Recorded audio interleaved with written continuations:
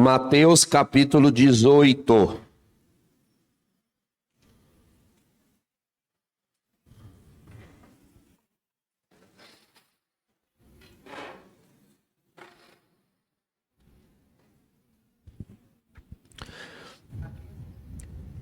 Mateus capítulo 18. Nós vamos tratar um assunto que eu tenho andado o Brasil pregando. Todos os retiros que eu posso falar, eu tenho trazido essa palavra. Porque se essa palavra que nós vamos trabalhar agora é a última, nós vamos encerrar nosso retiro com essa pregação. Se nós vivermos essa palavra, 60% dos nossos problemas vão ser resolvidos. Os irmãos viram que o evangelho de hoje fala sobre amor ao próximo. A primeira forma para o amor ao próximo, amor aos irmãos, ser vivido assim como Jesus nos amou. A primeira forma é o perdão. Perdão não é um assunto secundário no cristianismo. O perdão é uma das coisas mais difíceis de se viver, de se liberar, e ao mesmo tempo é a mais importante. Uma pessoa que não saiba perdoar, ela está condenada ao fracasso em todos os aspectos. Em todos os aspectos.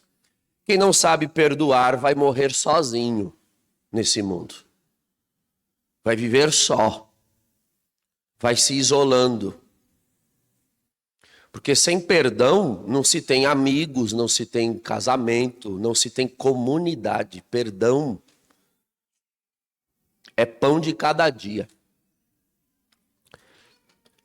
E se por um lado o que nos atrapalha liberar perdão são os nossos sentimentos, as nossas emoções que acabam sendo inflamadas pelo mal que alguém nos faz, por outro lado, também nos atrapalha muito liberar perdão quando nós não temos a motivação espiritual certa. E, aliás, a motivação espiritual é a mais importante.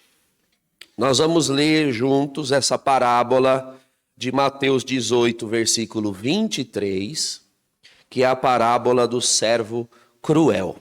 E nós vamos passar versículo por versículo. Primeiro nós vamos ler tudo, depois nós vamos revisitando o texto. Por isso, o reino dos céus é comparado a um rei que quis ajustar contas com seus servos. Quando começou a ajustá-las, trouxeram-lhe um que lhe devia 10.000 talentos. Como ele não tinha com que pagar, seu senhor ordenou que fosse vendido ele, sua mulher, seus filhos e todos os seus bens para pagar a dívida. Este servo, então, prostrou-se por terra diante dele e suplicava-lhe: dá-me um prazo e eu te pagarei tudo. Cheio de compaixão, o Senhor o deixou ir embora e perdoou-lhe a dívida. Apenas saiu dali, encontrou um de seus companheiros de serviço que lhe devia 100 denários. Agarrou-o na garganta e quase o estrangulou, dizendo: paga-me o que me deves. O outro caiu aos pés e pediu-lhe: dá-me um prazo e eu te pagarei. Mas sem nada querer ouvir, este homem o fez lançar na prisão, até que tivesse pago sua dívida. Vendo isso, os outros servos profundamente tristes, vieram contar ao seu senhor o que se tinha passado. Então o senhor o chamou e lhe disse: servo mau, eu te perdoei toda a tua dívida, porque me suplicaste. Não devias também tu compadecer-se de teu companheiro de serviço, como eu tive piedade de ti? E o Senhor, encolerizado, entregou-o aos algozes, até que pagasse toda a sua dívida. Assim vos tratará meu Pai Celeste, se cada um de vós não perdoar a seu irmão de todo o seu coração. Agora lascou. O reino dos céus é comparado a um rei que quis ajustar contas. Então ele chega, quer ajustar contas, e aí trazem a ele um homem que lhe devia 10.000 talentos. Aí no rodapé da Bíblia Ave Maria fala quanto é 10.000 talentos.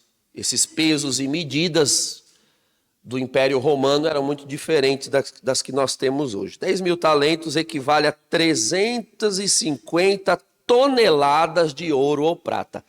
Eu não sei nem se tem isso no planeta.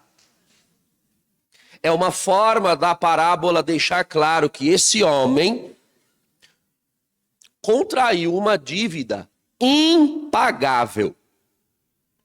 Como foi que ele contraiu essa dívida? Eu não tenho a menor ideia. Ele deve ter uma esposa que ama cartão de crédito. Eu não sei que desgraça. Sim, não me pergunte como ele adquiriu.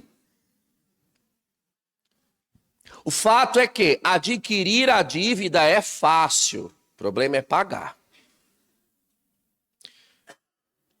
Então, um valor incalculável é o que a parábola quer dizer. Até então, não dá para descobrir muito bem que homem é esse, até que você lê um pouco mais para frente. A que homem Jesus está se referindo na parábola? Como ele não tinha com que pagar, óbvio, né? Tem como pagar uma coisa dessa. O seu senhor ordenou que fosse vendido. Ele, sua mulher, seus filhos e seus bens. Ah, então é um homem que contraiu uma dívida tão alta que para começar a pagar era preciso vender ele, a mulher, os filhos e os bens. Claramente, irmãos, esse homem é Adão. Claramente. Ele contrai uma dívida que passa para a mulher, para os filhos e acabou. A família inteira está implicada na dívida. Essa dívida se chama pecado. E o salário e o valor dessa dívida é o cativeiro, é o cárcere, é a prisão. Em outras palavras, o inferno. A consequência do pecado é o inferno. Ou seja, privação de Deus. Privação eterna. Por que é que a dívida é tão grande assim? Porque uma ofensa, dizia Santo Anselmo, uma ofensa tem a proporção do ofendido, não do ofensor. Um ato é sempre um ato mau, mas ele adquire maior ou menor gravidade dependendo da pessoa a quem a ofensa se dirige. Então, por exemplo, um tapa na cara é sempre um tapa na cara. Uma coisa é você dar um tapa na minha cara. Eu vou dar de volta, a gente rola no chão e tá tudo resolvido. Outra coisa é você dar o mesmo tapa na cara do Donald Trump. Tenta. Vai lá. a sua vida acabou. Entendem? Outra coisa é você dar um tapa na cara do Papa, de um rei.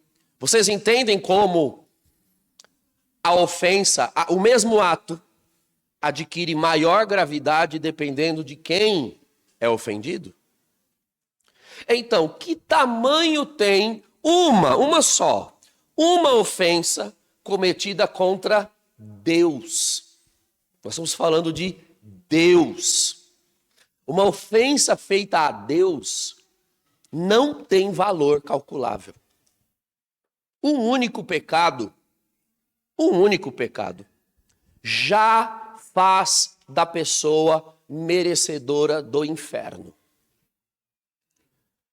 Prega-se muito pouco isso aqui é a doutrina cristã mais fundamental, que é a seguinte: todos nós já nascemos condenados. A gente nasce condenado ao inferno. Por que a gente pula essa parte da pregação? É porque o que quita a condenação é o batismo. Como a gente é batizado cedo, a gente nem tem muita noção, perspectiva do que nos aguardaria se não fosse o batismo. Porque está evidente aqui no texto, né? O homem se ajoelha, vai aos pés do rei e diz: dá-me um prazo e eu te pagarei. Mentira. Ele se joga aos pés do rei e pede um prazo por desespero. Dá-me um prazo e eu te pagarei. Não tem prazo que se dê a esse homem que lhe permita pagar a dívida. É impagável. Só resta ao rei olhar com misericórdia e perdoar. Deixar para lá. Esse é Adão e esses são os filhos de Adão. Eu e você. Nós só não estamos presos na cadeia com Satanás, ou seja, no inferno, porque o rei decidiu nos perdoar. Ok? É misericórdia pura. Você merecia o inferno e eu também. Por alguma coisa que nós fizemos? Não. Por conta de uma condição em que nós fomos colocados desde a origem. Uma condição danificada. E não só nós, mas tudo ao nosso redor. Está ali no texto. Ele, a mulher, os filhos e os bens. É o que nós chamamos na doutrina católica de mistério da iniquidade. Existe o pecado, que diz respeito à moral humana. Só que o mal no mundo não é só o pecado. Existe o mal natural, que são males que acontecem à revelia do ser humano. A doença, a morte, desastres naturais, etc. Então, iniquidade é uma palavra latina, né? In é que não tem. Equitatis, né? Igualdade. Iniquidade. As coisas estão sem igualdade, elas estão desequilibradas. Não há justiça. O mundo é injusto, o universo é injusto. A natureza é injusta. Não é assim? Você serve a Deus, ama a Deus, está tudo bem. A pessoa mais santa do mundo, pode dobrar a esquina ali e capotar o carro e morrer. Não há justiça nesse mundo, há uma iniquidade. Pode despencar uma árvore, cair em cima do carro e amassar todo mundo. E aí, quem fez isso? Onde está o culpado, o responsável? Não é o diabo, ele está quieto no canto dele, nós expulsamos ele ontem. Não é o diabo, não foi culpa sua, não foi Deus, não foi ninguém.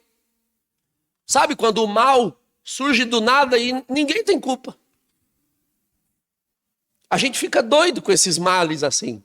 Não tem a quem culpar e a gente fica mais irado ainda, porque a gente tem mania de querer achar culpado para todo o mal. O mal é um mistério, a doutrina diz. Às vezes há responsáveis pelo mal, mas o mal simplesmente é um mistério para o qual nós não temos todas as respostas. É o mistério, mysterium iniquitatis, o mistério da iniquidade. Algo aconteceu desde Adão e Eva que colocou a vida humana nessa situação. E o perdão do Senhor, a misericórdia do Senhor, deixou para lá a dívida. E é claro, depois em Cristo Jesus, né, a parábola ela é direta quanto ao que o Senhor ali quer ensinar, que é o perdão. Mas aqui nesse entremeio, embora não haja nada na parábola que faça uma referência direta a Jesus, ao Filho, esse rei é Deus, Deus em si mesmo. Mas nós sabemos que ele não só deixou para lá a dívida, ele de fato quis pagá-la em Cristo Jesus. Pagou com o seu sangue, com a sua vida. Só a vida de Deus pode pagar uma dívida contraída com ele próprio. E como a dívida era do ser humano e não de Deus, Deus se fez ser humano para, enquanto ser humano, pagar com vida divina a dívida humana. Esse é o mistério da redenção. Agora, uma pessoa que sabe do que foi perdoada, ela deveria dar valor. Só quem já teve uma dívida alta, deixada para lá, sabe o valor que isso tem. Depois do desespero de pensar de onde eu vou tirar, como eu vou pagar, e de repente esse peso ser tirado das costas, isso é uma alegria imensa. E quanto maior a dívida perdoada, maior a alegria. Não sei se você já teve essa graça de conseguir um valor que não tinha para pagar uma dívida que não tinha como, ou de a dívida ser deixada de lado. É um alívio, é uma libertação imensa. Imensa. E é com esse espírito que o homem sai da presença do rei. Até aqui do lado de fora, ele encontra um companheiro seu, no versículo 28, que lhe devia 100 denários. Aí o texto não diz quanto equivale 100 denários, mas dá para calcular. Um salário para o mês, né? Há uma outra parábola que diz que o dono da vinha saiu contratando operários ao longo do dia. Lembram-se dela? E combinou com cada um denário. Então, um denário era o salário de um dia de trabalho. Então, o salário de um mês eram 30 denários. 30 moedas de prata. Foi o preço com que Judas traiu Jesus, né? Jesus foi traído por um salário mínimo. O salário de um mês, 30 denários. Esse homem devia 100 denários, portanto, 3 meses e um pouquinho. Não é que é pouco. Não é pouco. Quanto que dá 3 salários mínimos? Uns 4 mil? 4.500. Pô, 4.500. 4.500 é dinheiro. 4 conto. Paga aí, caramba. Jesus coloca na parábola um valor assim, que ele reconhece que não é pouco, são 100 denários, mas é um valor pagável. Você quer comparar com 350 toneladas de ouro? Quer comparar com os talentos que ele devia? Então assim, Jesus reconhece, eu sei que é muito, mas o pedido do companheiro é razoável. Ele se joga aos pés, no versículo 29, e pede, dá-me um prazo, e eu te pagarei. Não foi o mesmo pedido que ele fez agora há pouco? Só que no caso dele, diante do rei, era desespero. E o pedido era mentiroso, porque não adiantava dar prazo. A dívida não podia ser paga. Já aqui, um prazo é algo razoável. Dá um prazo. Com sacrifício, com resignação, com uma educação financeira, vai juntando e paga. Mas o que diz o texto? Ele não quis saber. Dá vontade de pegar e tacar a cabeça na parede, não dá? Qualquer um que leia a parábola, veja a pedagogia de Jesus ao contar a parábola. Qualquer um que escute o texto fique indignado com o cara.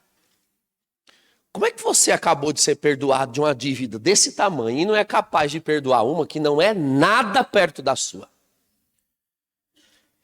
E o intuito do Senhor é causar essa indignação mesmo, para te avisar, para me avisar, para te avisar que esse desgraçado é você. É você. Você é ele. Eu sou ele. Quando alguém lhe fez uma dívida e você não quer perdoar. Mas o dinheiro é meu, eu fiz para ajudar, e olha o que eu recebo em troca, um calote. Sempre o pensamento que é inflamado pelo diabo em nós, porque ser ofendido já dói e a dor já nos inflama. E o que eu dizia ontem, o diabo só usa o que já tem. Você já está magoado. A palavra mágoa, ela vem do português arcaico, século 13, 14, é mágoa. Mágoa é uma água ruim. Mágoa é uma água amarga. Você bebe e sente um amargor. Isso é mágoa. A mágoa é o nome que se dá ao sentimento que eu tenho ao ter sido ofendido. A mágoa não é opcional. Você não escolhe se vai sentir mágoa ou não. A mágoa é automática. É como a dor do tapa. Não tem opção não sentir a dor. O pecado não está na mágoa. O pecado está no rancor. Vamos dar os nomes certos às coisas. Mágoa todo mundo tem. Todo mundo sente. O problema é quando eu começo a transformar a mágoa em raiva pelo outro que me fez o mal. Que me causou o mal. Foi o que esse empregado fez.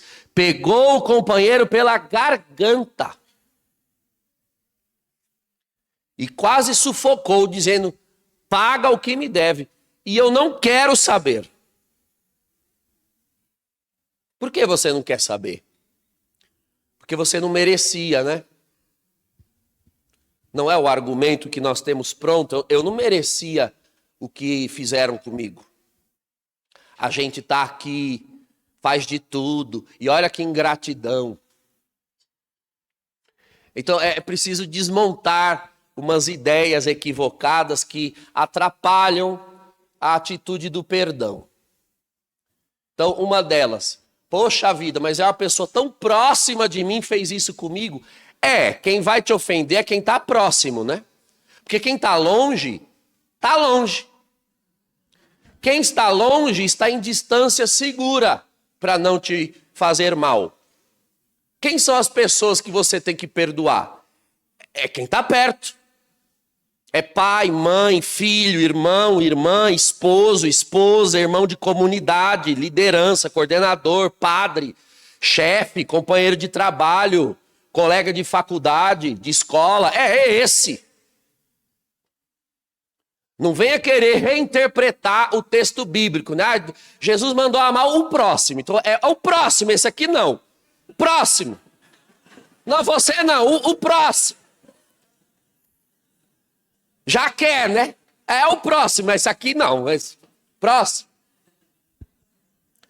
Não, é o próximo de agora mesmo, é esse daí. É esse daí. Então,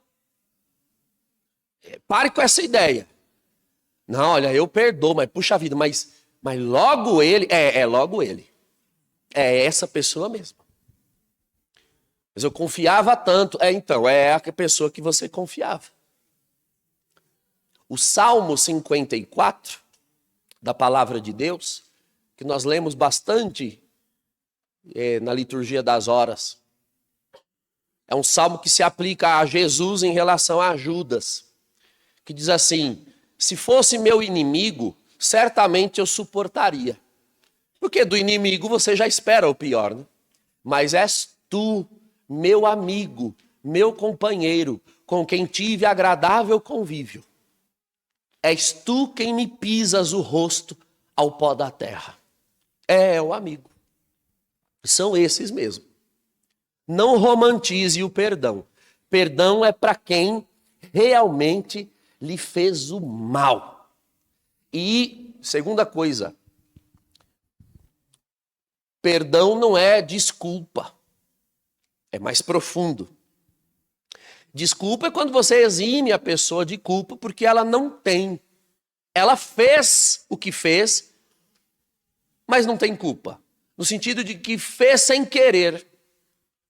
Errou tentando acertar.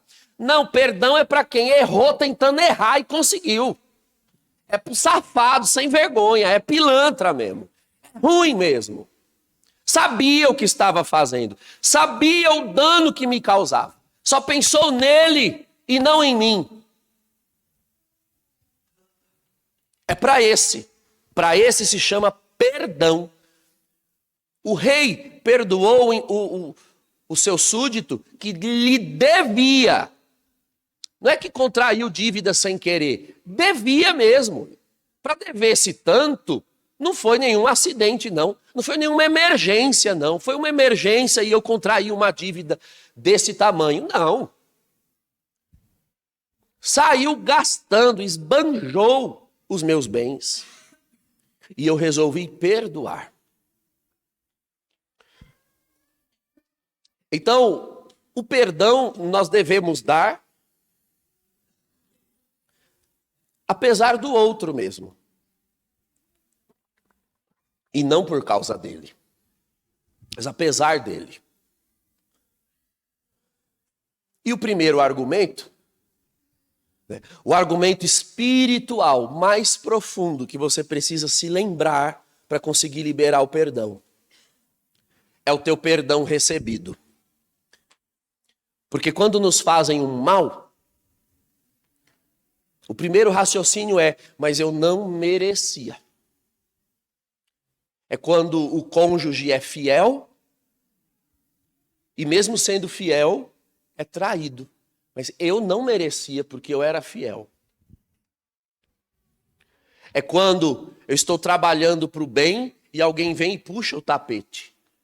Trato a todos bem e ao invés de terem consideração, vem e puxa o meu tapete. Eu não merecia. É verdade. É verdade, você não merecia. Você não merecia a traição, você não merecia a fofoca, você não merecia a apunhalada, você não merecia a mentira. Sabe o que você merecia? O inferno. Você esqueceu? Era isso que você merecia? Você nasceu condenado ao inferno e você não vai para lá porque o batismo em Jesus Cristo não vai deixar se você for fiel. Olha, meu irmão, para quem merecia o inferno, um chifre está ótimo.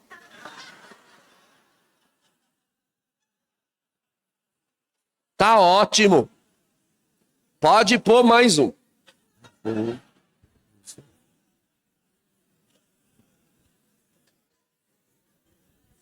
Você merecia o inferno. Para quem merecia o inferno, talvez você não dimensione o que é o inferno, né?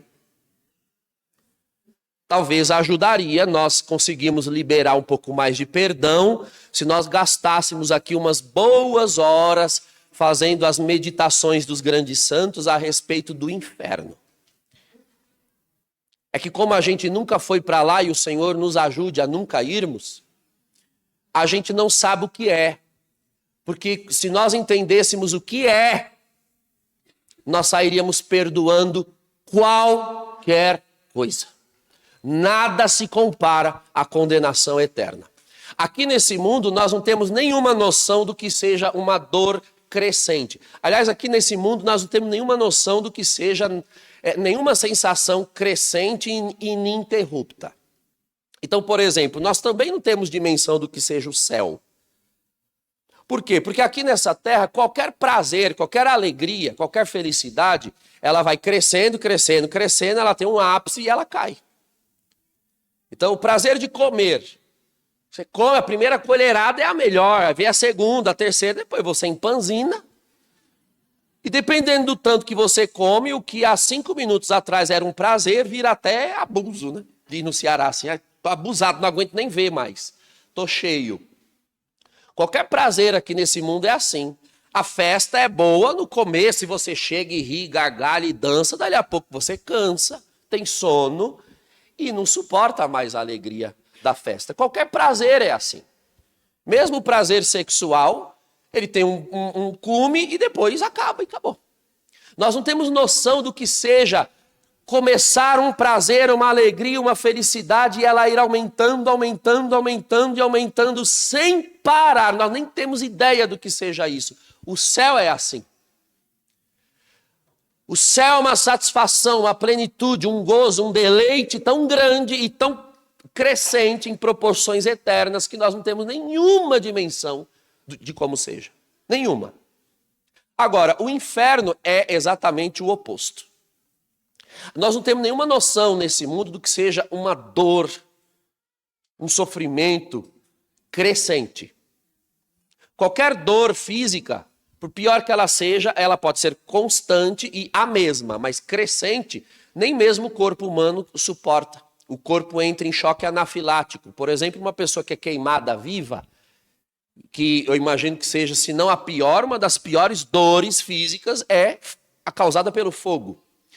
Mas uma pessoa que é queimada viva, ela, no momento em que as chamas tomam a primeira camada de pele, a dor é tão grande que o cérebro desliga a pessoa, né? É o chamado choque anafilático. Então ela apaga, ela desmaia de dor. Já ouviram isso, né? Não sei se você já desmaiou de dor. Cálculo renal, às vezes faz isso, a pessoa apaga. Porque o corpo, por incrível que pareça, ajuda. O corpo tem um limite que ele suporta de dor e se ele não suporta, ele desliga você. Não, no inferno não vai ter desligamento de dor. O inferno é uma capacidade de ter uma dor crescente, crescente, e ela vai doendo e ela vai piorando cada vez mais, sem que você possa se livrar minimamente. É tão insuportável que qualquer mínima sensação de alívio já seria algo semelhante a um paraíso. Vocês lembram Lucas capítulo 16, quando o rico está no inferno e ele pede a Abraão, pai Abraão, pede a Lázaro que molhe a ponta do dedo para refrescar a minha língua. A ponta do dedo para refrescar a língua é um tormento tão maldito, que uma gota d'água na ponta da língua seria um alívio. Então, era isso que você merecia. Você prefere o quê? O inferno ou o tapete puxado? O inferno ou a fofoca que fizeram? O inferno ou o abuso, o assédio, o estupro, que eu sei que não foi pouco. Que eu sei que você, neste sentido, era inocente. Que eu sei que não é só 1 dia ou 2 de trabalho, eram 3 meses de trabalho. Jesus não está subestimando o tamanho da ofensa que te fizeram. Mas se por um lado ela não deva ser subestimada, por outro ela também não pode ser superestimada, como se você não soubesse o que é ter sido perdoado. Se não sabia, está sabendo agora. Você merecia o inferno, eu mereci o inferno. Então não vamos agora começar a bancar os inocentes da existência. Porque nós não somos. Você pode ter sido o inocente nesta causa em que lhe fizeram mal. Mas em quantas outras você é culpado? Quer dizer que te caluniaram e você está magoado. E você nunca falou mal de ninguém, não. Não, mas dela eu nunca falei. Mas falou de outros, sem vergonha. Falou de outros. Eu fui traído, eu nunca seria capaz de trair. Bom, não seria capaz de trair, mas seria capaz de outras coisas, provavelmente. É a necessidade de querer medir as fraquezas dos outros a partir das próprias. Se o outro é capaz de cometer males que você não é, por certo você é de cometer alguns que ele não seria. Pare de bancar o inocente. Uma das grandes dificuldades de perdoar o outro é o excesso de olhar para si. Aliás, é o excesso de olhar para o outro e para a ofensa cometida, e não olhar para si. Todos nós estamos sentados no banco dos réus. Todos nós. Então, não venha com esse papo de que você não merecia. Realmente, lembre-se o que realmente você merecia. Lembre-se dos talentos, das toneladas de ouro e prata que o Senhor deixou para lá. Quem você pensa que é? Para não deixar para lá o que te fizeram. Seja quem for. Mas era meu pai. Mas era minha mãe. Pois é, antes de ser teu pai, antes de ser tua mãe, era um saco de osso e tripa, igual você. Talvez hoje você seja pai e mãe. Você não sabe como é ser pai e ser mãe? Ninguém nasce pronto, perfeito, virtuoso. Um pai e uma mãe geram filhos, mas eles nunca deixaram de ser filhos. Também trazem marcas, feridas, vícios, pecados, inabilidades, que com o tempo acabam se refletindo na educação dos filhos também. Está na hora de romper com essas heranças emocionais, mentais. Nesses anos todos de ministério de cura e libertação, já são 25 anos servindo nesse ministério. Esse é o principal assunto para a cura interior. Falta de perdão. E geralmente as pessoas arrastam mágoas por anos. É uma facilidade de levar consigo o rancor. Olha, tem situações que realmente demandariam um bom psiquiatra. Não são normais. É normal ser magoado. Foi o que eu disse há pouco. Ter mágoa é inevitável. Mas tem coisas que a pessoa ela se recusa a deixar ir embora. É quando o rancor passa para o pior dos patamares. Então, você tem a mágoa, que vira rancor, e aí vem o pior de tudo, que é o ressentimento. O nível do ressentimento é patológico, é doentio. E ele trava, ele bloqueia a vida dos servos de Deus. Em várias áreas. O próprio nome diz ressentimento. Você cavuca para sentir de novo o que sentiu quando a mágoa aconteceu. Então a pessoa lhe magoou uma vez, talvez 2, 3, que seja. Vamos supor, a pessoa lhe causou uma mágoa. Já não doeu bastante para você todo dia atualizar essa desgraça? Sentir hoje de novo, como se a pessoa estivesse me magoando de novo agora. Isso é o ressentimento. Eu lembro muito do pior caso que eu já peguei. Fui atender a uma senhora que não superava a traição que o marido tinha feito. E ela foi contando da traição e como foi, o que aconteceu, e o que ela pegou, e o que ela flagrou, e que ela era uma esposa zelosa, uma mãe zelosa, etc. E chorava. Mas ela chorava. Falei, meu Deus do céu, e agora? Que para ela perdoar esse homem, nós vamos ter que matar ele na frente dela. Então nós fomos conversando, e aí me deu... O Espírito Santo vai lembrando algumas coisas. Eu falei, escuta, mas senhora, e como é hoje a sua relação com o seu marido? Eu falei, não, eu já sou viúva faz 20 anos. Ah, mas aí, quando foi isso daí? Eu falei, não, foi mais ou menos uns 15 anos antes dele falecer. Então, era 20 anos, mas que 35 anos. Ela veio para o atendimento chorando como se ele tivesse traído hoje de manhã cedo. Eu faço o quê com uma véia dessa?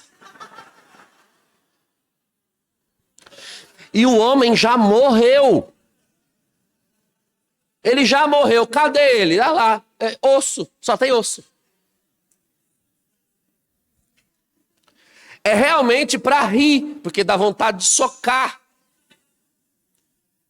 Mas não pense que no nosso meio não pode ter esse tipo de inseto africano. Depois, vocês podem colocar no Google. No Google tem um inseto africano.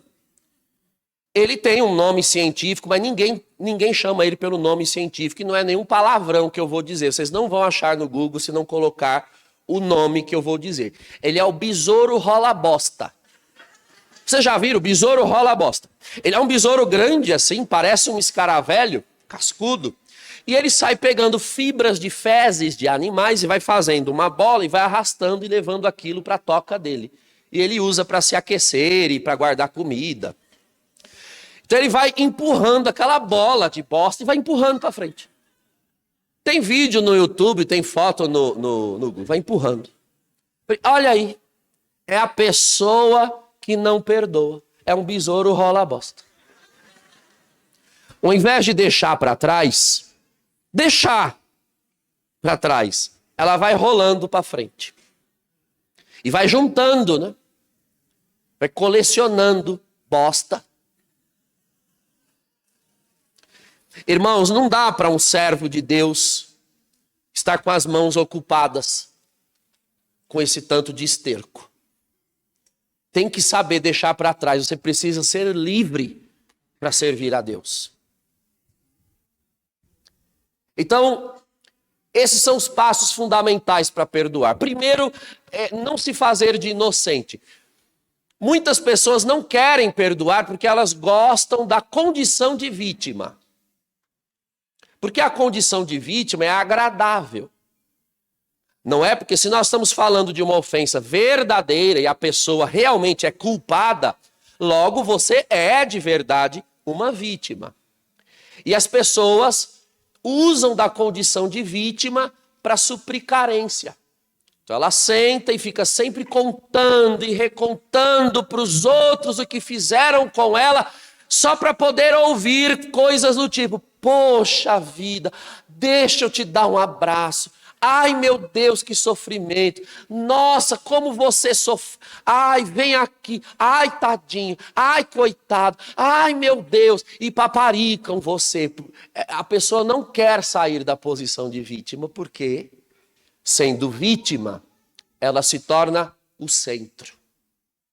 É uma forma de ela se auto-indenizar no conceito social. Todo mundo indeniza a pessoa com consideração. E ela não deixa o fato morrer. Ela não deixa cair no esquecimento alheio. Porque assim, no seu esquecimento já não vai sair. Já vou falar sobre a diferença entre perdão e esquecimento. Mas o fato é que alguns se agarram na posição de vítima. Porque é bom ser paparicado, né?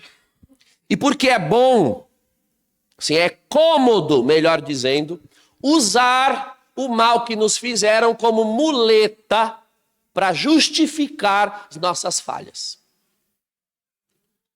Então, Deus te chama a servir, e aí você não serve, você diz, não, mas é porque eu sofri isso aqui na infância, é que a minha criação foi assim, aí eu não consigo falar em público, porque meu pai me repreendia, eu não consigo me relacionar com ninguém, porque eu fui abusado, porque eu fui estuprado, porque eu fui coisado, porque não sei, aí vai justificando em tudo.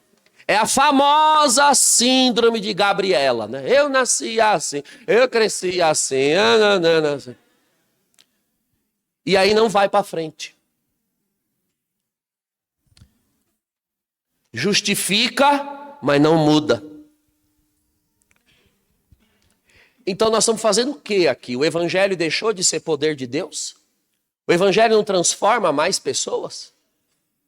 Você tem que ter coragem de romper. Coragem de romper. E a primeira coisa é tomar decisão. Chega. Você tem o direito de sentar-se na cadeira de vítima? Direito, em tese, você teria. Não tem, porque nós já falamos aqui sobre o inferno que você merecia e não merece mais. Mas, ok. Supondo que de fato você é uma vítima, porque lhe devem 100 denários, diz o texto. Ok. Você tem direito de se achar vítima. A pergunta é, vale a pena? É aí que você quer ficar? Você tem direito. Quer ficar sentado, parado, sentado em cima da sua condição de vítima? Ok. Mas escute a voz do Senhor. Levanta daí. Como diria minha avó era muito doce. Minha avó, que a nossa família é do Ceará, né, do sertão do Ceará. Minha avó olharia no fundo dos seus olhos e diria, deixe de ser besta. Tacar uma chinela na sua cara. Deixa de ser besta. Já não ficou tempo demais, não? Tempo demais? Olha, eu tinha poucas ocasiões de contar esse testemunho. Vou contar. O povo só acha que eu sou ex-macumbeiro, como se Deus não tivesse feito outras coisas, né? Quando pequeno, mais ou menos uns 3 anos, eu fui, um cachorro avançou em mim. Coisa de criança, né? Tá andando na rua, o cachorro avançou. E eu peguei um trauma. Eu tive síndrome do pânico dos 3 anos aos 11. Então eu me tornei uma criança extremamente introvertida e com medo de tudo. Tinha medo de sair na rua, porque sempre tem cachorro na rua, né? Cachorro de rua, tinha pavor de sair na rua. E isso me tornou uma pessoa com muito medo das coisas. Bom, o tempo passou, o medo de cachorro também foi embora, a adolescência vem, você cresce um pouco, mas quando Deus começou a usar pessoas e situações para dar sinais de que eu deveria entrar para o seminário, isso foi 2 anos depois da minha conversão. O povo acha que eu saí da macumba no dia seguinte e entrei para o seminário, não é assim não. Eu me tornei cristão, não me tornei padre da noite para o dia. E o Senhor vai dando sinais, não é? Não vai descer uma nuvem e dizer na sua cara o que você tem que fazer. Tem que ler os sinais. Um dos pretextos que eu dizia era, como que eu vou ser padre se eu tenho pavor de falar em público? Eu tinha pavor de falar em público. Se eu entrasse numa máquina do tempo hoje e voltasse no Douglas de 20, quase 30 anos atrás e dissesse, olha, vai lá na Javenice, pega o microfone e prega um fim de semana. Douglas. Já estaria eu desmaiado no chão. Eu tinha pavor disso aqui. E por que eu tinha medo? Porque eu me tornei uma criança medrosa e já era um jovem medroso. Por causa dos traumas de infância. Então, já não foi tempo demais, não? De trauma? Se Deus está chamando, levanta daí, sai daí. Vamos fazer alguma coisa. Vamos deixar de ser o que costumamos ser. E vamos nos tornar o que Deus quer que nos tornemos. Ah, eu não consigo. Não consegue sozinho. Cristo em você vai conseguir. Nós não cremos mais em salvação, nós não cremos mais em redenção, nós não cremos mais em batismo no Espírito Santo. Vai perdoar sim. Vai esquecer, vai largar isso de mão? Sim. Vai dar um basta? Sim. Mas tem que ter atitude. Então vamos lá. Coisa importante. Perdão não é esquecimento. É parar de dar essa desculpa. Eu não perdoo porque não esqueço. Não tem nada a ver. Não sei que pagão inventou essa frase. O povo adora de dizer. Ah, não perdoo porque eu não esqueço. Bom, para você esquecer só tem duas opções. Alzheimer. Ou a gente pegar a sua cabeça e tacar na parede, correndo o risco de te paralisar todinha e ainda não esquecer. De a gente não acertar a parte certa do cérebro. Que ideia que as pessoas têm de possibilidade de esquecimento. É isso mesmo? Quem tirou isso? De onde? A gente não esquece coisas ruins. É uma coisa tão óbvia. Quem dá o tapa deve esquecer, mas quem leva não vai esquecer. É óbvio que não esquece. Para de ser besta. Não se trata de esquecer. A lembrança do mal sempre estará aí. Sempre estará aí. O perdão é o processo no qual você vai aprender a conviver com essa lembrança, colocá-la num lugar que ela vai estar ali, ela não vai te deixar. E é um processo no qual você decide desautorizar essa lembrança a influenciar na sua vida. Não deixar essa lembrança determinar suas escolhas, determinar suas palavras, não deixar essa lembrança comandar as suas conversas, não deixar essa lembrança decidir por você aonde você vai, onde você não vai, o que você faz, o que você não faz, porque a lembrança faz isso. Então, a pessoa me fez um mal e ela vai estar lá, a lembrança não te deixa ir. Você não pode deixar ela fazer isso com você. Vou ela no fundo da ramela do zóio. Vou. Você acha que é fácil?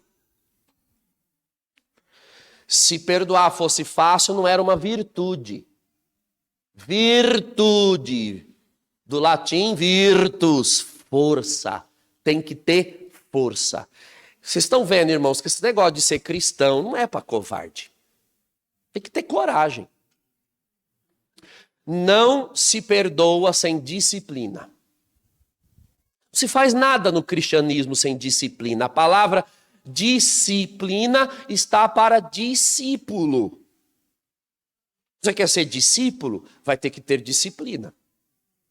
Então o perdão começa com decisão. Eu decidi. Eu quero perdoar, eu vou perdoar. Só a decisão não faz o perdão. A decisão inaugura o perdão. Então você toma a decisão. Hoje você tem que tomar a decisão de perdoar tudo que lhe foi feito até hoje. Saiba que amanhã você vai ter que tomar essa decisão de novo, até porque se não te avisaram, eu te aviso, você ainda está vivo, fique tranquilo que ainda vão te fazer muito mal. Outras mágoas virão. Bom, vão vir. Vão lhe fazer o mal, vão lhe ferir, vão lhe machucar, vão te frustrar, vão. Então, se você não perdoa agora o que fizeram até agora, vai juntar com o que vem amanhã. Olha o besouro rolar a bosta. Vai juntando. Não. É como limpar casa, não é? Tem que limpar hoje. Vai sujar amanhã de novo, então. Mas se você não limpa hoje, acumula sujeira, não é, minha senhora? E quantas das irmãs tratam bem a casa desse jeito porque sabem que é assim que funciona e não faz isso com a própria alma? Tem que faxinar. Foi na infância, na adolescência, no matrimônio, não importa a etapa da vida, mas está aí dentro. Tem que perdoar, tem que deixar para lá. Então a decisão é o primeiro passo. Eu vou perdoar. A decisão vai te levar a atitudes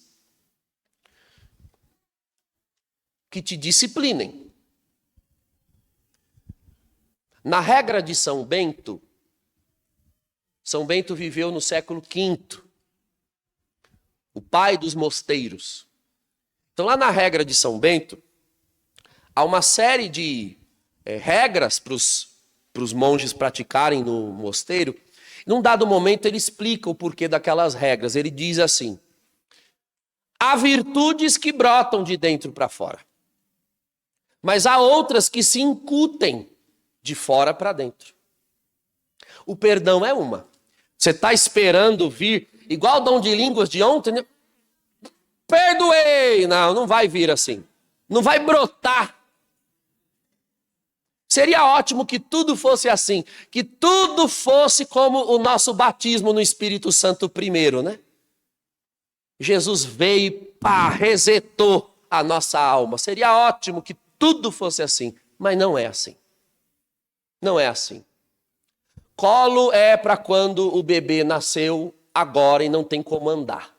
Quando tem idade para ir para o chão, vai para o chão andar. E para de ficar querendo colo. É assim que é. Então, perdão é o que já era para estar praticando alguém que já é servo de Deus. A gente tem de amar, lembrar com paixão da nossa experiência de oração, mas você não pode ficar lá para sempre. Tem que andar, porque outros têm que fazer experiência de oração com você pregando, você ministrando, você intercedendo. A fila do reino anda. Então vamos sair da papinha, do colinho do pai, e vamos pôr a mão no arado. E tem que perdoar para deixar esses escombros para trás. Então, é época de nós praticarmos virtudes. A virtude é você se obrigar a fazer coisas, até que a sua alma entenda o caminho em que ela deve andar. Nós saímos há pouco da quaresma. Os exercícios da quaresma, jejum, mortificação, penitência, são para isso, são remédios. Para educar a alma, é para dizer, não é por aí. E aí você exercita com a penitência formas de dizer não para você mesmo. Você tem que aprender a dizer não para si mesmo, pois está aí uma boa ocasião para dizer não para si mesmo, é perdão. Por quê? Você quer matar o outro, socar o outro, fugir do outro. Você vai ter que dizer não para essa vontade. Assim como você diz não para a comida no dia do jejum.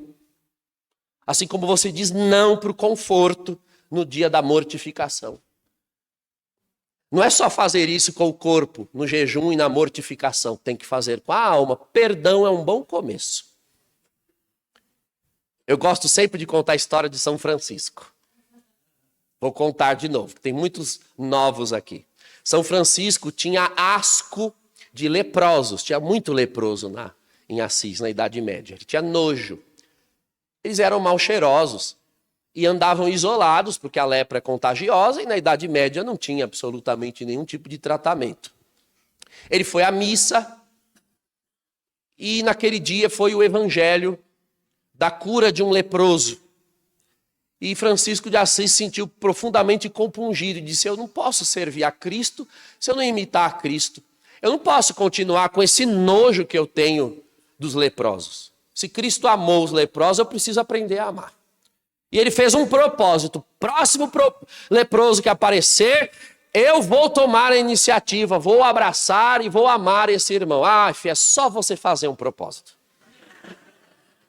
É só fazer. Você vai fazer hoje o propósito de perdoar?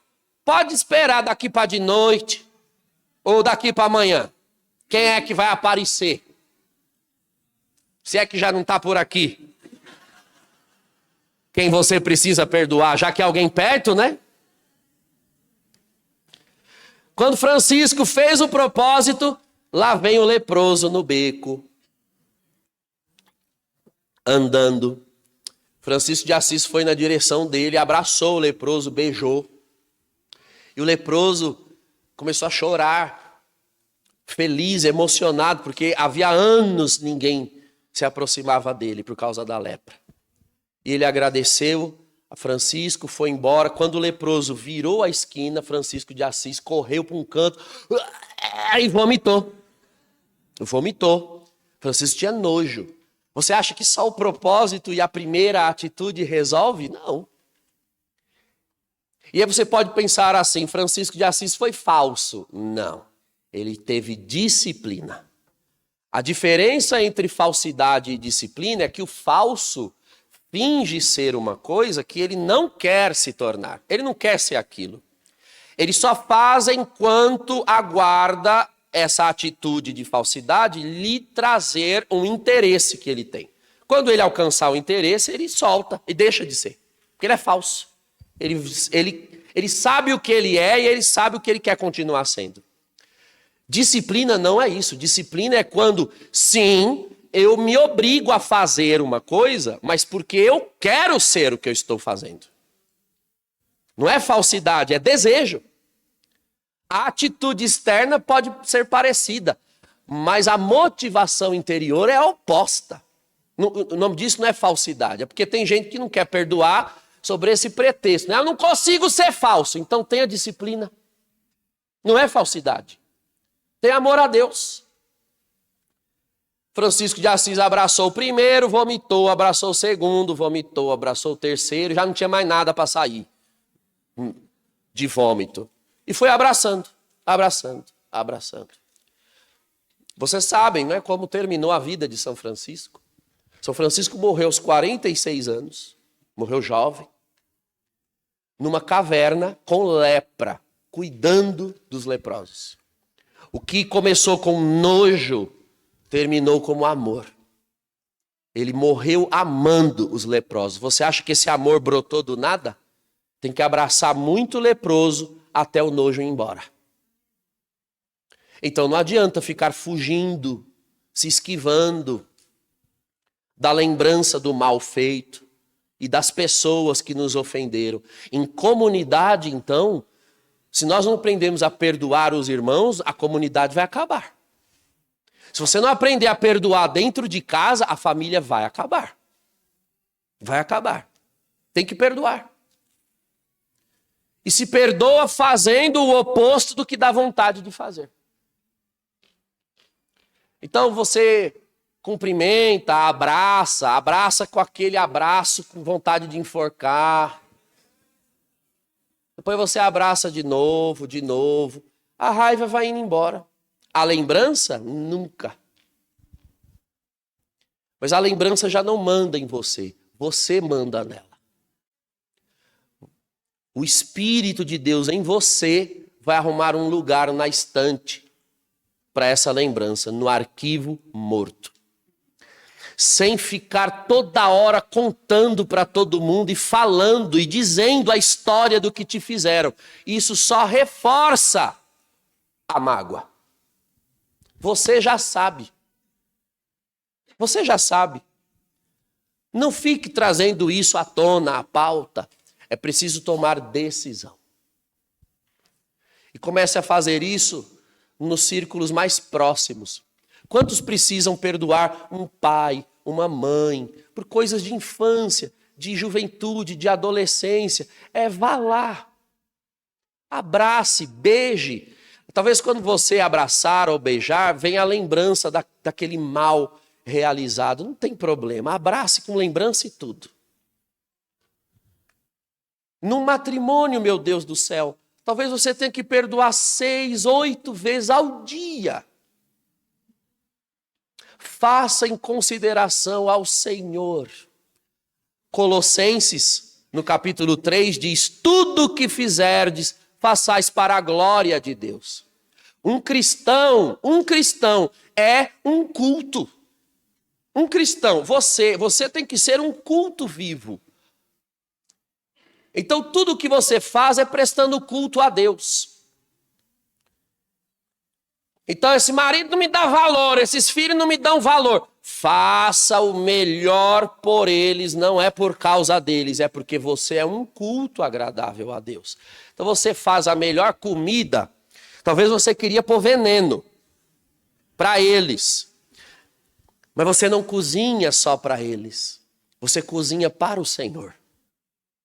Você limpa a casa para o Senhor.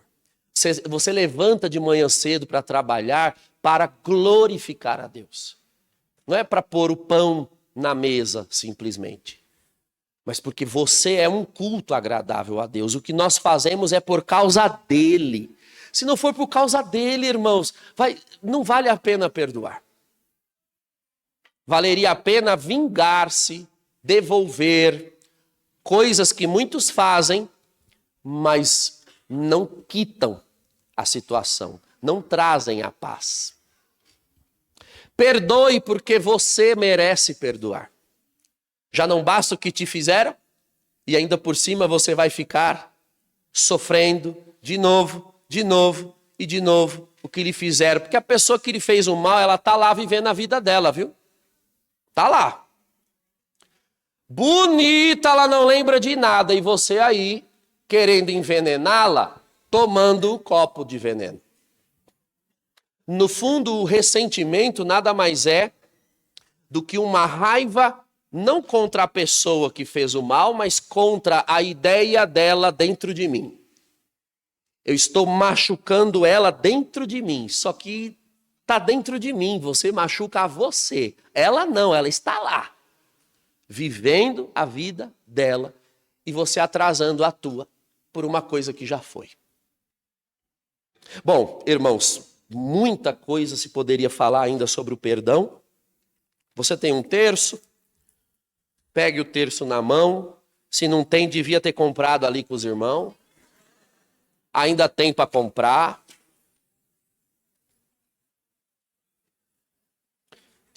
Sentado mesmo.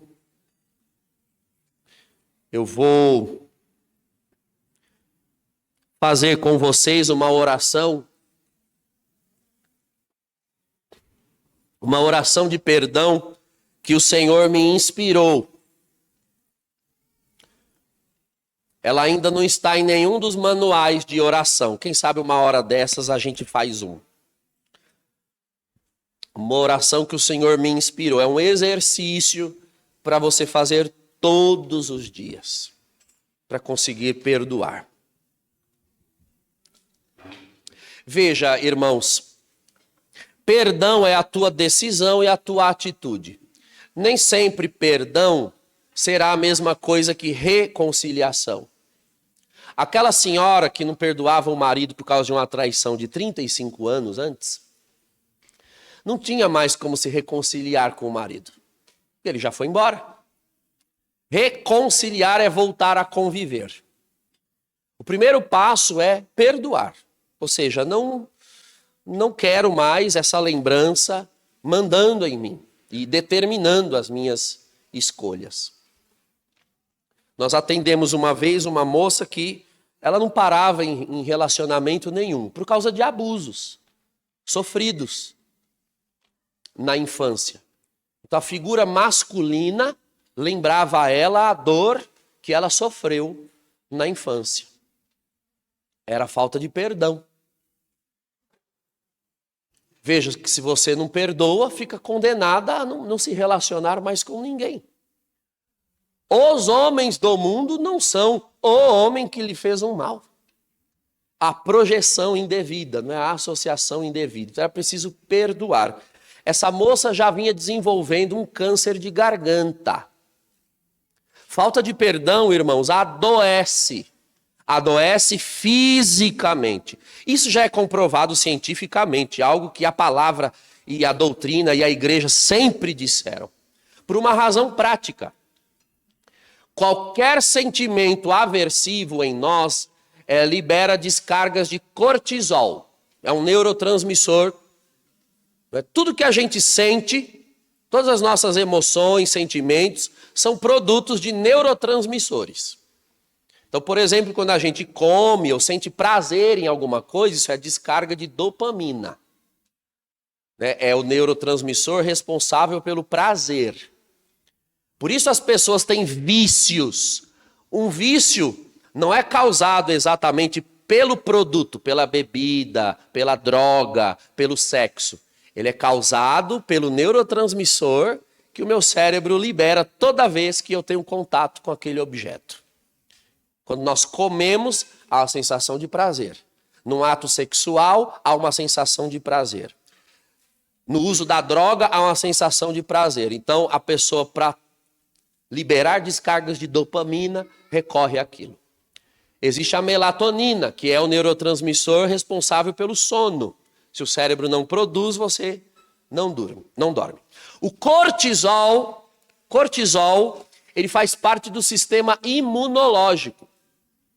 É o próprio nome de cortisol, de cortar. Ele é liberado no seu sangue para combater anticorpos nocivos. O seu corpo está entendendo que tem alguma coisa ali má, ruim dentro de você e o cérebro libera cortisol. O problema, irmãos, é que no caso de falta de perdão, não tem nenhuma bactéria e nenhum vírus no seu corpo.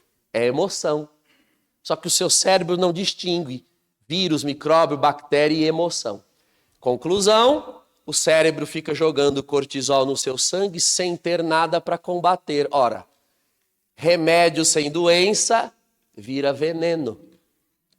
Cortisol no sangue começa a causar danos no organismo, porque é veneno. E pode chegar ao câncer, de fato. Já atendi muitos casos em que o câncer era causado por falta de perdão. Ódio, raiva. E não quer perdoar e não quer deixar para lá. E não tem como deixar para lá porque acabou com a minha vida, porque acabou com a minha família, porque destruiu a gente. Tem que perdoar. É cortisol demais. O seu corpo não aguenta. Quantos problemas físicos. E a gente vem pedindo cura, né? Cura, Senhor, cura, Senhor. Não tem como curar um corpo em que uma alma está lá dentro envenenando ele. Jesus cura hoje, amanhã você está de novo com essa desgraça aí, porque você não perdoa. Então existem órgãos de choque no corpo. A moça tinha um tumor na garganta. Órgãos de choque, garganta, estômago e intestino são os mais comuns. Garganta, estômago e intestino. Eles todos querem dizer alguma coisa, o corpo fala. Não engulo, não consigo digerir, não consigo pôr para fora. Estão vendo? Organismo. Intestino é para jogar fora essa merda e ela fica aqui. Então tem pessoas que têm colite, diverticulite, doenças de intestino causadas por falta de perdão.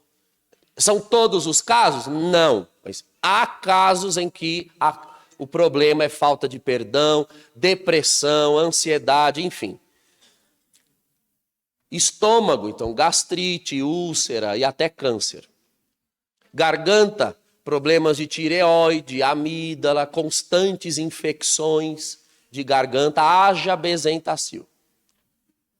Era menos doloroso resolver perdoar. Então, se você tem alguém que você deseja perdoar, vamos fazer o seguinte exercício. Você abaixa a cabeça, sentado mesmo, você vai abaixar a cabeça. Se você não quer fechar os olhos, fique olhando para as contas do rosário, mas o melhor é fechar os olhos. Em primeiro lugar, você vai pensar numa pessoa que você precisa perdoar. Em uma. Se tem mais de uma, nós vamos perdoar uma de cada vez. Espírito Santo de Deus que anda no meio de nós, vai nos ajudar a liberar o perdão. Só de pensar nessa pessoa já é extremamente aversivo. Parece até que esse momento não combina com oração, porque a oração deveria te dar paz, te elevar, mas o padre está aqui propondo a você pensar numa coisa aversiva, que é lembrar dessa pessoa. Você precisa ter coragem. Pensando nela, algumas pessoas escutam a voz lembram do olhar. Algumas pessoas até sentem o cheiro da pessoa. O Senhor mostra uma pessoa que lhe fez um mal, lhe causou um trauma tão grande que até hoje, quando você ouve o nome dela, você tem problemas. Você não gosta desse nome. Se você conhecer pessoas que têm o mesmo nome dela, você já tende a se afastar só por causa do nome. Nós vamos dizer, no primeiro mistério, são 10 contas do primeiro mistério, você vai olhar, mentalmente, você vai olhar para essa pessoa no teu pensamento e você vai perdoá-la em nome de Jesus. Tem que ser em nome de Jesus, porque você não tem poder para perdoar sozinha. Você precisa do nome de Jesus para perdoar. No teu pensamento agora, olhando para ela, você vai dizer 10 vezes junto comigo: eu te perdoo em nome de Jesus. Vamos lá. Eu te perdoo em nome de Jesus. Eu te perdoo em nome de Jesus. Eu te perdoo em nome de Jesus. Eu te perdoo em nome de Jesus. Eu te perdoo em nome de Jesus. Eu te perdoo em nome de Jesus. Eu te perdoo em nome de Jesus. Eu te perdoo em nome de Jesus. Eu te perdoo em nome de Jesus. Eu te perdoo em nome de Jesus. E nós vamos dizer, se Jesus nos libertar, nós seremos verdadeiramente livres. Se Jesus nos libertar, nós seremos verdadeiramente livres. Ainda de olhos fechados, veja que é uma experiência de enfrentamento. Muitas pessoas, para fazer essa oração 10 vezes, já choram. Você pode chorar, não tem problema. Quem sabe nas lágrimas o Senhor vai pondo para fora esse rancor. O Espírito de Deus vai te libertando. Se você tem outra pessoa para perdoar, nessa segunda dezena você vai trazê-la à tona. Se você quer perdoar a mesma pessoa ainda, nós vamos dedicar mais uma dezena. Na primeira dezena, ficou vindo, o Senhor fala, na sua mente, a fisionomia da pessoa rindo. Você chorando e ela rindo, zombando. Para ela tanto faz como tanto fez. E só você sabe o sofrimento que te é até hoje. Enfrente o rosto dela. Você tem Jesus para te ajudar a perdoar. Olhando para ela mais 10 vezes. Eu te perdoo em nome de Jesus. Eu te perdoo em nome de Jesus. Eu te perdoo em nome de Jesus. Eu te perdoo em nome de Jesus. Eu te perdoo em nome de Jesus. Eu te perdoo em nome de Jesus. Eu te perdoo em nome de Jesus. Eu te perdoo em nome de Jesus. Eu te perdoo em nome de Jesus. Eu te perdoo em nome de Jesus. Se Jesus nos libertar, nós seremos verdadeiramente livres. Terceira dezena, outra pessoa ou a mesma. Uma vez mais. Eu te perdoo em nome de Jesus. Eu te perdoo em nome de Jesus. Eu te perdoo em nome de Jesus. Eu te perdoo em nome de Jesus. Eu te perdoo em nome de Jesus. Eu te perdoo em nome de Jesus. Eu te perdoo em nome de Jesus. Eu te perdoo em nome de Jesus. Eu te perdoo em nome de Jesus. Eu te perdoo em nome de Jesus. Se Jesus nos libertar, nós seremos verdadeiramente livres. Você está perdoando alguém que te abandonou, foi embora, simplesmente sumiu, é o que Deus está falando. Tenha coragem, hoje o Espírito de Deus te fortalece. Pessoas que precisam perdoar humilhações terríveis, mentiras que foram contadas e que você simplesmente foi obrigado a ouvir sem poder reagir. Se você sente que tem que chorar, pôr para fora, chore, mas não desista de orar. Vamos dedicar mais uma dezena a essa pessoa que você deve perdoar.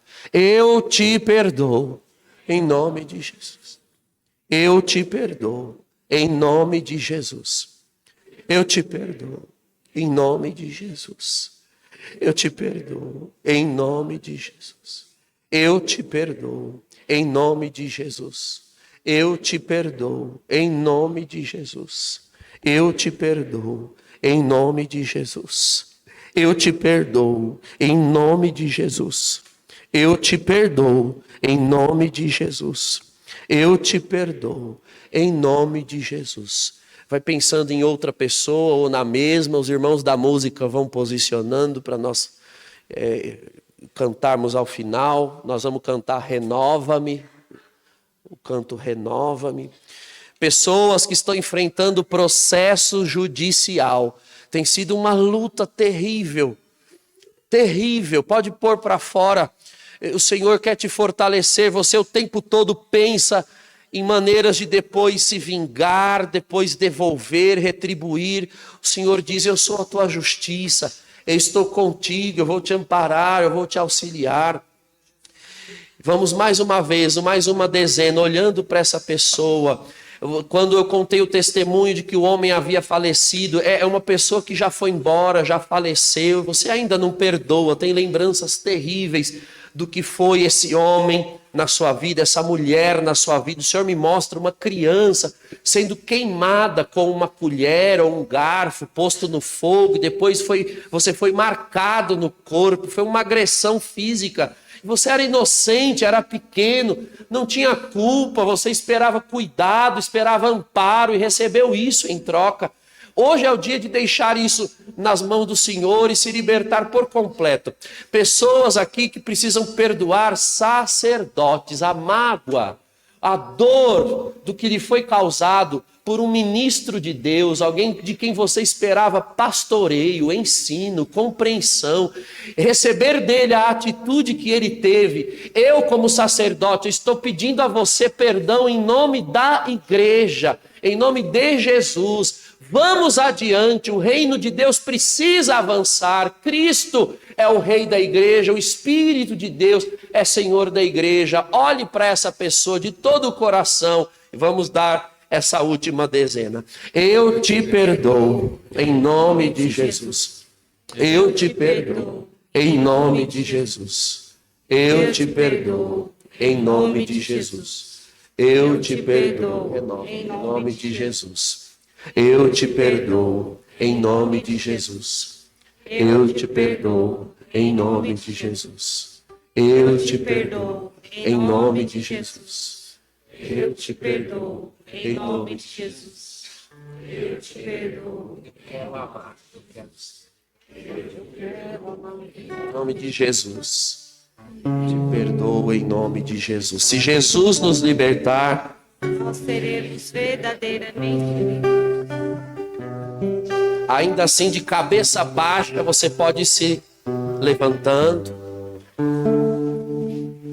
Você pode fazer todos os dias, quando preciso for, essa oração. Até que trazer a pessoa na mente já não seja uma agressão tão grande a você. A gente encerra pedindo socorro ao Espírito de Deus.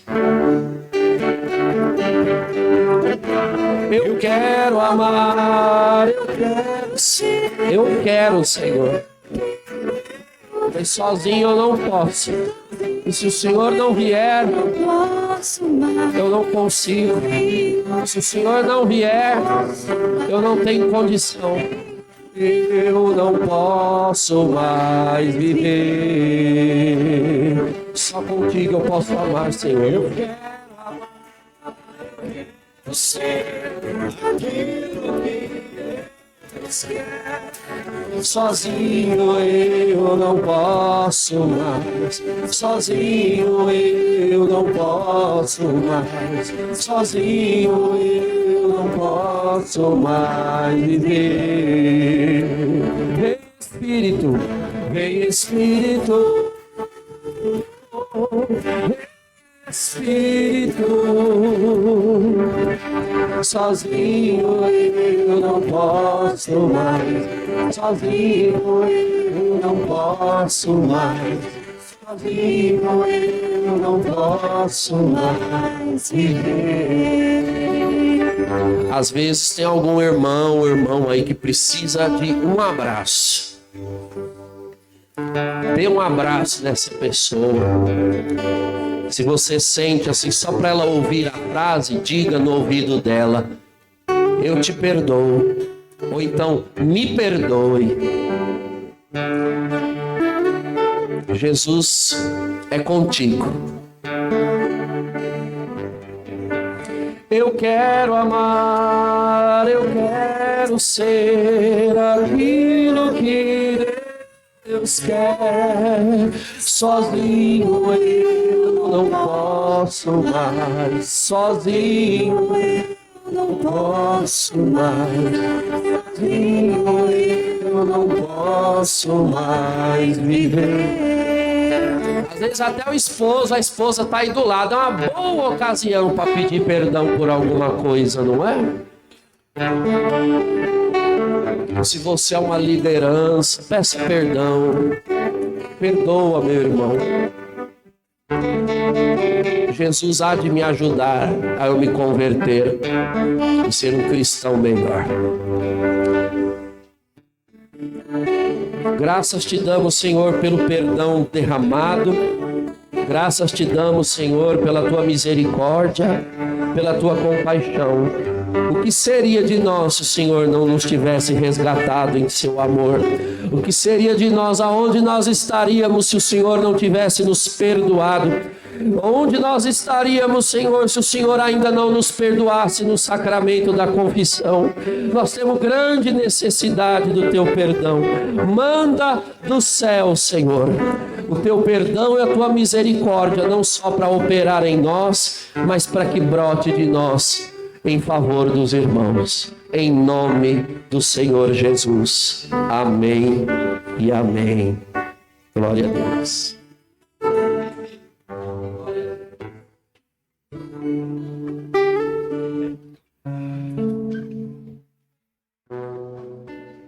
Nós não temos como agradecer. O Padre sempre que vem, sempre é uma novidade para nós, sempre nos anima. Então nós queremos primeiro agradecer ao Senhor a disponibilidade e o testemunho que o Senhor dá a cada um de nós. Volte sempre, outras vezes. Antes de 6 anos. Antes de 6 anos, pelo amor de Deus. Agradecer também o Rodrigo, o Franciele e o Diego, que vieram com o Padre acompanhando. E a nossa forma de agradecer é rezar por eles. Estende suas mãos, vamos rezar por eles, pedindo que o Senhor os abençoe, os conduza em sua